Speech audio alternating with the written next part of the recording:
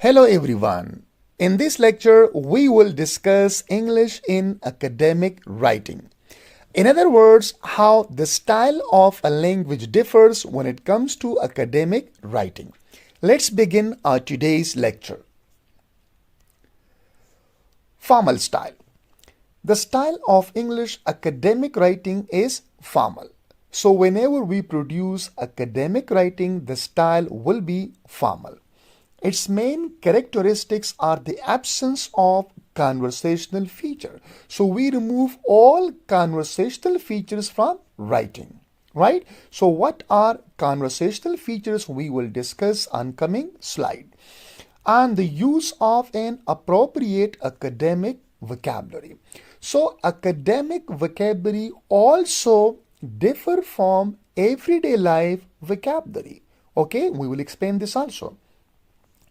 Developing a command of formal style is extremely important for non-native speaker wishing to master the convention of English academic discourse.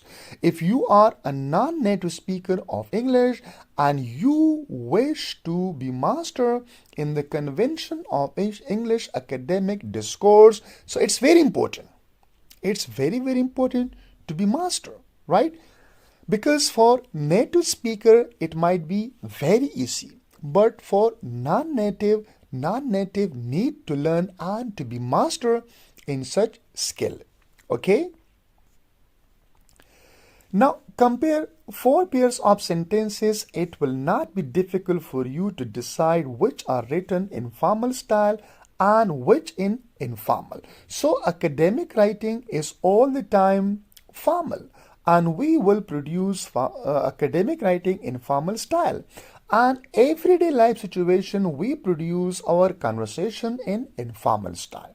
So what features of formality or informality can you find in the sentences? We will discuss and I'll display what are the sentences and how can you identify that where a formal style is used and where informal style is used. Now, these are sentences. For example, thanks a lot for the invitation, but I'm afraid I can't come, right? So this is a conversational style, okay? This is an informal style.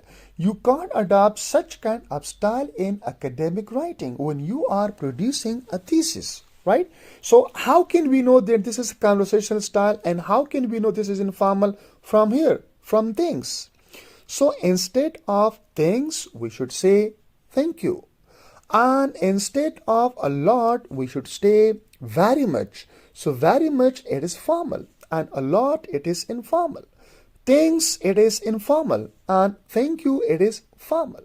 Similarly, that I am afraid, it is informal. And I regret, it is formal. Right?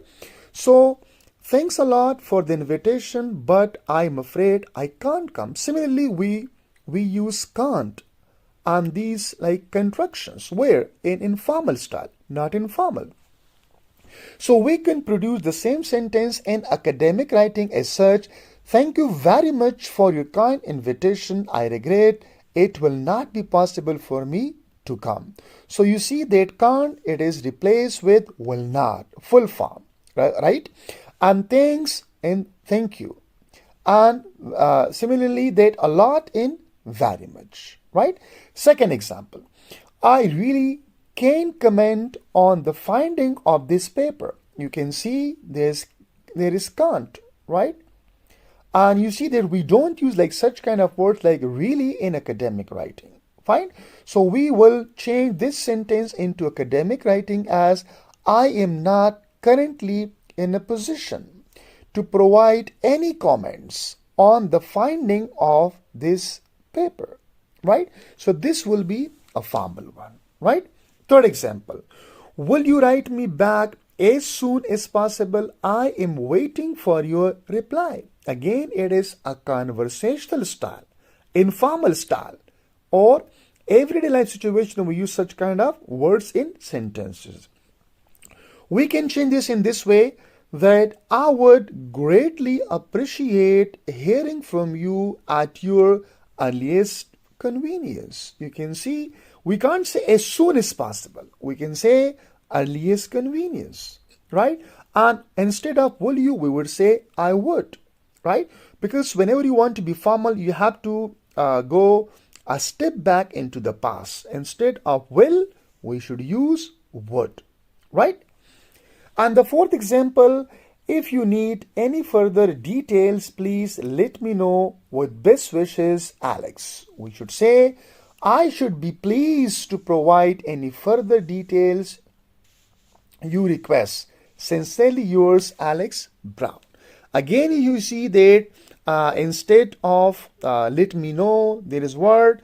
There is that if I should be provided to provide any further detail, you request. Instead of let me know, you request, right? And sincerely yours. Instead of best wishes, we say sincerely yours, Alex Brown. Not Alex. Alex is like a nick, like second name. You should write a full name, like Alex Brown, right? Alex Brown. Fine. I hope you got it. Now, contraction.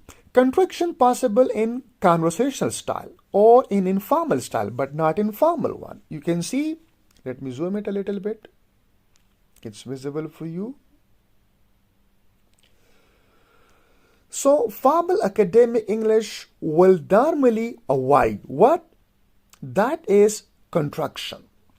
The research won't be continued until appropriate finding is secure, right? We should say the research will not be continued until appropriate finding is secure. So sometimes your vocabulary might be academic, right? But what will be the problem? The style would be conversational, right? Because you're using contraction. So instead of won't, you should say will not, because academic writing avoids such kind of contraction. Similarly, that interjections and hesitation filler like well, you know, etc. are also avoided in academic writing. For example, well, we will now consider the influence of sex hormones on stress response.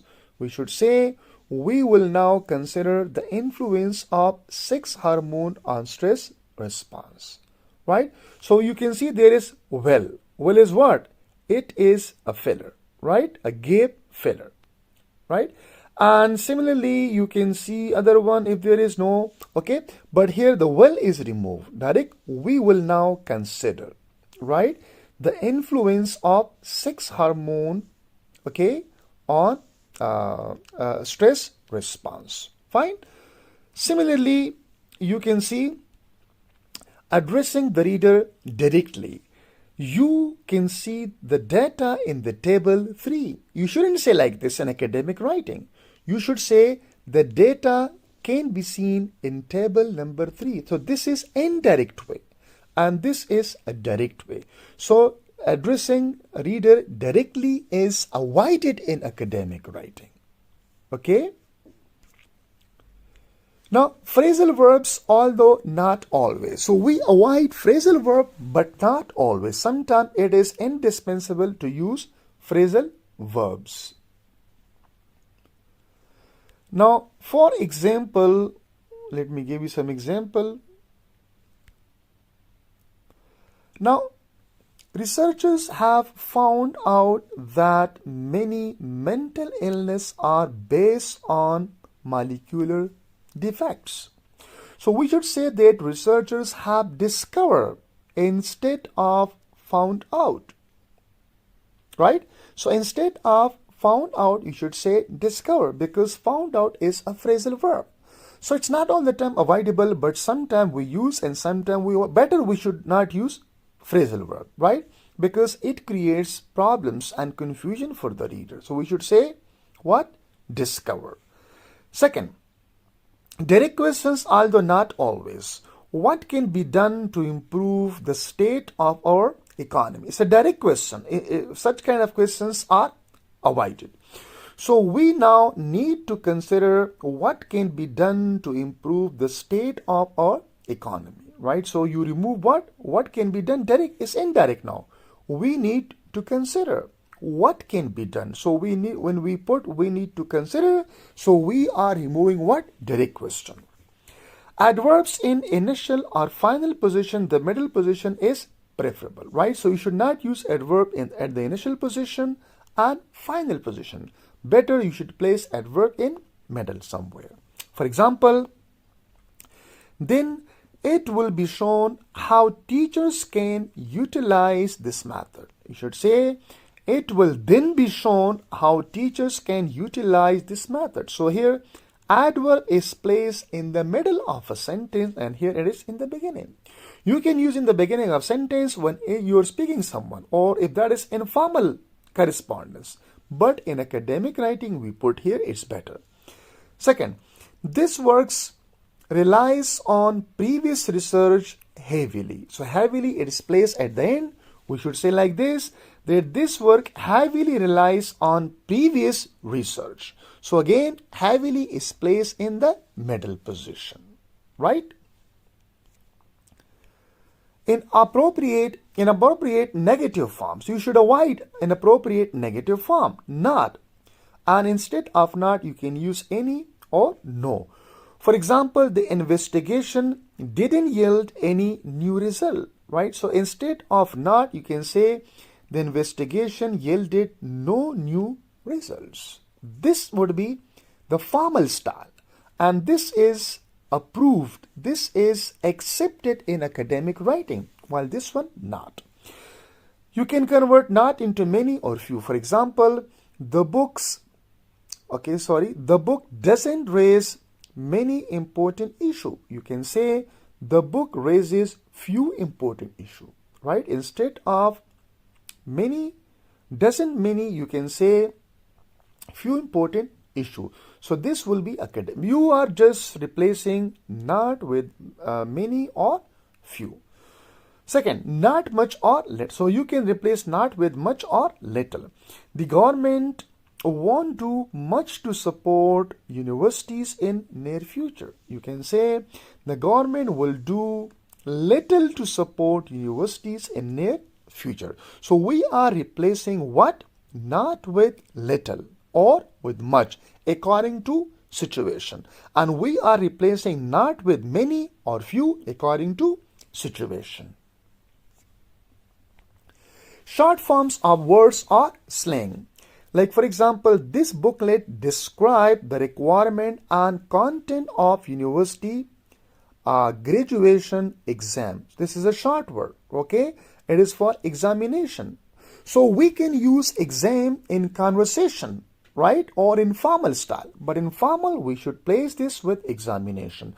So this booklet describes the requirement and content of university graduation examination.